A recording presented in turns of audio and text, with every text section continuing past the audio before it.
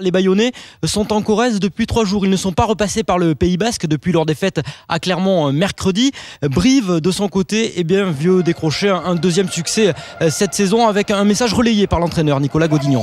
La touche, il faut les mettre sous pression. Roumier aura des rocs, ça va repartir. Il va recharger rapidement. C'est clair, on va les agresser.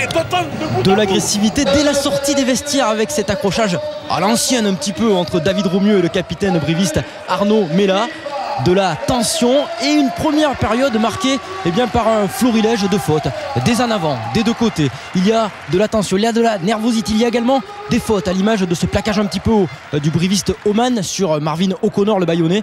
Les brivistes vont jouer en infériorité numérique et il y a également les buteurs qui ne sont pas en réussite, à l'instar de ce coup de pied manqué face au poteau par le Bayonnais Martin Bustos Moyano.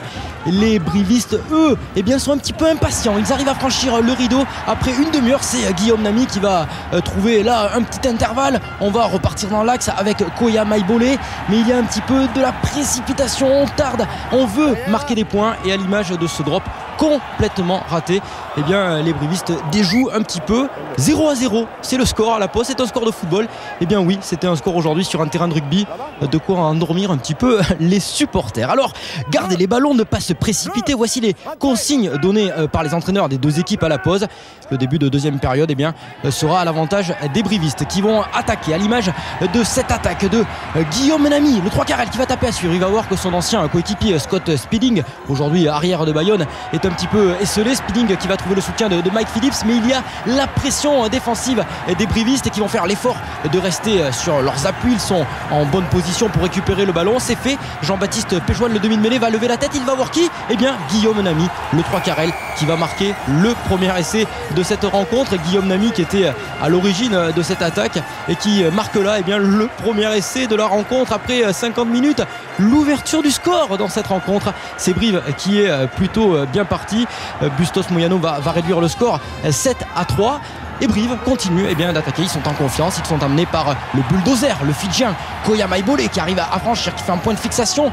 Le soutien des brivistes, on va pouvoir enfin mettre du volume, enfin mettre du rugby tout simplement. Un point de fixation avec le relais de la troisième ligne, Péchouane, qui va fixer la défense bayonnaise. La défense bayonnaise qui résiste aux assauts brivistes, mais là sur ce temps de jeu à quelques centimètres de l'embut, c'est Germain qui fait un point de fixation. On va alterner après être passé par un jeu d'avant. On va voir que les 3/4 sont replacés. Mignardi qui va avoir le temps de lever la tête, il va trouver Swanepoel et c'est un deuxième essai pour Brive. Brive qui prend l'avantage 12-3. Ils sont à un essai du bonus offensif, puis ils vont passer à transformation 14-3. Koya Maïbolé qui se permet une fin de passe sur Oko Soko. Swanepoel qui marque un essai, ça va bien pour Brive. En revanche, les entraîneurs bayonnais, le duo Lanta-Delo, n'apprécient pas trop la fébrilité affichée par Bayonne, et surtout que Brive va prendre le large. Ils sont toujours emmenés par Koya Maïbolé et un drop qui va permettre aux Corréziens de terminer tranquillement la rencontre. 17-3, le trio d'entraîneurs avec ce drop de Romain Sola. 17-3, le trio d'entraîneurs corréziens, Godignon, Casadi, Carbonneau, comprend que la victoire est acquise. 17-3, Bayonne a un seul objectif sur les 5 dernières minutes, marquer un essai pour terminer dans les points, dans le point du bonus défensif. Ils vont donc s'appuyer sur un jeu un petit peu restrictif, mais ils vont malgré tout arriver à prendre ce point de bonus défensif grâce à un essai.